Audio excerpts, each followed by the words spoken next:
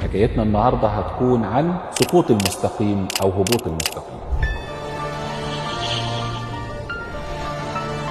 كل يوم بيجيلي العيادة مرضى حكايتهم بتبتدي بالألم والمعاناة وبتنتهي بابتسامة. حكايتنا النهاردة هتكون عن سقوط المستقيم أو هبوط المستقيم. سقوط المستقيم هو تدلي المستقيم في قناة الشرج أو خروجه من قناة الشرج على حسب نوعه، إذا كان جزئي أو كلي. علاج سقوط المستقيم بيختلف من حالة للتانية، ممكن يكون تدخل باستخدام الدباسة أو تدخل عن طريق المنظار الجراحي أو عمليات تانية. ممكن نعالج سقوط المستقيم لو كان خفيف أو بسيط بجلسات علاج طبيعي علشان نقوي عضلات الحوض. مريض سقوط المستقيم بيعاني جدا في الحمام لان المستقيم اللي ساقط بيكون عائق في خروج الفضلات. مريض سقوط المستقيم بيحس بمعاناة شديدة جدا في الحمام، بيحس ان هو ما فرغش الحمام تفريغ كامل. لو حكايتك شبه الحكاية دي احجز دلوقتي وحول حكايتك من المعاناة والألم لحكاية شفاء.